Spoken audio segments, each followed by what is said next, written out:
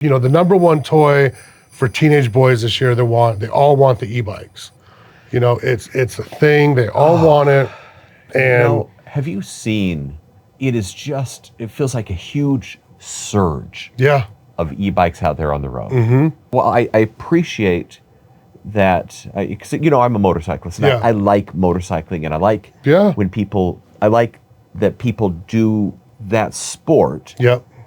But, I'm super cautious about teenage boys, because teenage boys are dumb. Yeah. Hey, they're idiots. They just don't think. Right. Yeah.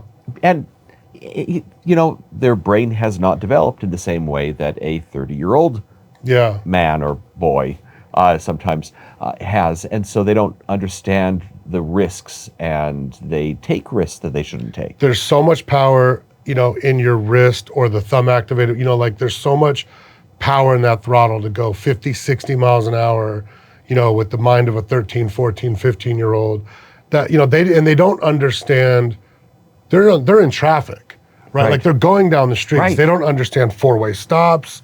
They don't understand, is it a right turn on red? Is it a no right turn? Like, they don't understand the behavior of the cars. And that's the scariest part. There's a kid in my neighborhood, and we're obviously on the same schedule, because maybe 2 days a week I run into him at the same four-way stop. He just doesn't stop. He's not stopping at all. He's not even attempting to stop. And it's only a matter of time before we get there one day and that intersection's backed up because someone else didn't stop. Or, and somebody else will run into him, but in a different way. In a different way, not intentionally or whatever. But the second that his timing is off by just 1 second and he hits a car or a car hits him, it's going to be really bad. And I could see he's a young kid. He's obviously an early teenager. I don't know what the solution is, other than, parents, if you're thinking about getting your kid an e-bike for Christmas, think about it. Think about it. And there are different types of e-bikes, right? There are different regulators. There are... There's the pedal versions, and then basically speeds. It comes down to pedals or no pedals. Right. And no pedals makes it considered to be an electric motorcycle. Right. Well, and I get that there are definitions of motorcycle, and they have to do with speed. Yeah. That said, even at 20 miles an hour, these crashing at 20 miles an hour is awfully fast. Even at 20 miles an hour, and you just hit loose gravel on a corner. Right. You're going down hard. Right. You're going to go down hard. And there's no respect for even that. And that's the mild crash, right? Like you're lucky if that's your crash. And like I said, going into the holidays, like you said, just assess your child, right? Like, and you know your kid better than most people. I was going to say that. Yeah. Nobody knows their kid like a parent knows their kid, hopefully. I guess it's not always universally true. Right? But just know better, like do better and just protect your kid better. Like, it's so scary because every day in the group and on the page we see e-bike. And then a lot of them don't make the news, but they're out there. There's a lot of them, and then getting into that, we just saw the traffic numbers got released by Metro, and we were trying to collect the rest of them for the state. In the city of Henderson and North Las Vegas. There's a lot. There's a lot. It's a deadly, the roads are deadly here in Las Vegas. Right. So e-bikes, just in Vegas alone, there was 8 fatalities. Right. So and that's up till yesterday. Right. So kind of taking this in perspective. Okay. So Sheriff McMahill has produced Metro's numbers to date. Yep. So, I don't know for sure, but it feels like it's up through end of November. Yep. And then we have the statewide disclosed numbers through end of the quarter. So really end of September. It's, there's a 2-month difference. There's a 2-month lag there. But what's interesting is, I think this. So bicyclists statewide, last year, we have so there were, by September of last year, there were 7 bicyclist fatalities. And then September, that was last year, September this year, 9 bicyclist fatalities. And yet there's 9 bicyclist fatalities in LVMPD this year and another 8 e-bike fatalities. So we've now created a whole other category. Of ways to die on the road. Right. So before it used to be just bicycle, Yep. and now it's bicycle and e-bike, And e-bike. and they are equal fatalities in LVMPD's jurisdiction. That's crazy. So, I mean, that's a lot. Yeah. I don't know the demographic, the age group of the people who are in that, in those Like 8. the bicycle group versus the e-bike group. Right. Yeah.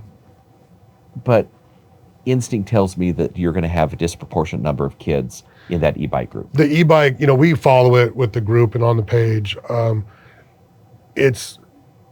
I haven't seen one, when I say adult over 18, like I've only seen one that I could recall that was an 18-year-old. Right. It's fallen in the ages of 13 to 15 is what I'm really seeing. And that's the scary part. That really is the most dangerous part, is 13's young, 15's young. I mean, there's not an appropriate age to die, but I mean, these are people that are still under the care of their parents. Like they're not able to really make their own decisions by standards of their age, right? They're still minors. Right. And they're given these just basically deadly toys. And they're going out and again, that's not even counting the ones that are, breaking bones, getting concussions, brain bleed, all the horrible other injuries of the ones we don't hear about. So in general, just remember, if you are going to get your kid an e-bike, 1, know your kid. 2, have a real conversation with your kid. Make sure that they understand your expectations. And you know how to parent, but I've got 4 kids, and I know that a very important part of parenting is making sure your kid knows what you expect of them. It does not mean they'll always... Comprehension. Well, it's one of those things where kids don't always do what they're supposed to do. Yes. And they don't always obey you. But you're going to have a much higher success rate of having them do what you want them to do if they understand the boundaries. Yes. They may break the boundaries, they might follow the boundaries, but you need, as a parent, to set the boundaries. Yeah. If you don't think your kid's going to follow the boundaries, then, maybe don't get them the bike. Also understand, how fast does that bike go? Because these bikes have different speeds. Some of the bikes will have different speed settings where you can regulate how fast it goes as a parent. Yeah. And so just do product research if that's what if you're going to get the bike. Yeah. Do the product research. Educate them. There's got to be, I know, like I saw the Henderson Police Department and Metro, like they're starting to publicly announce the danger of these things. Right. But there has to be some sort of education in riding, like rider safety or something. Yeah. Well, again, make sure that if your kid's going to be on the road, make sure that they understand the basic rules of where they're allowed to go. Have a real discussion with them about. Here's something that the teenagers don't understand, and quite frankly, 20-year-olds don't understand. People in their 40s, 50s, 60s, 70s, they don't see as well as the teenager. Like the teenager thinks he sees everything, and maybe he does. Yeah. But the 60-year-old out there, no matter how careful they are, they may physically not be able to see the... Correct, yeah. And the teenager doesn't realize it. Yeah. And they just assume everybody sees them. Which also goes back to basic safety gear. Helmets. Mandatory. Helmet. Full face, please. Then reflective clothing. Yeah. Let's figure out how to make people see. Now, I've run into that issue. Luckily, I've never hit anybody. Yeah. But, there are people in my neighborhood, kids in my neighborhood, who are riding at dusk. Yep. And they're on either these dirt bikes or they're on the e-bikes, and they don't have the reflective clothing. It doesn't have the headlight. And even if it does have a headlight, it's not very powerful. Yeah. And it can be legitimately difficult to see them. Yeah. And so you need to have that conversation with them about how to stay visible, how to, the right clothing to wear, make sure that they're following the rules. The wheelies are a whole lot of fun, and they like to do the wheelies. Problem with the wheelie, though, is that light source, it's no longer facing... traffic. Right, it's facing up, which means it's not reflecting against the ground. You may not see it. It makes them more difficult to see when they're doing a wheelie. Right. And so, have the conversation with the kid, because heaven forbid, you don't want your kid in that, in the new statistic of the Yeah. e-bike fatalities. And the conversation isn't installing lights that point down, so when they do the wheelie, they go forward. That's not the conversation. Well, we want to. It's so hard as a parent because, again, you know that your kid is going to do some stupid things. Yeah.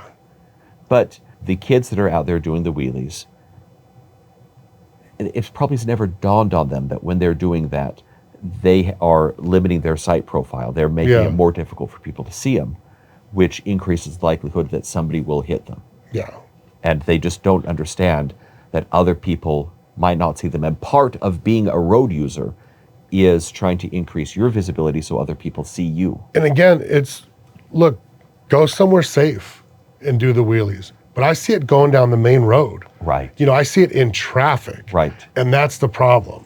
That's the biggest problem is, again, it's the same thing if you buy a kid a bicycle or, anything that moves faster than walking. Listen, it's why one thing. play in the road? Like these aren't built for traffic. I'm trying to think when I was a kid on just a bicycle. Yeah.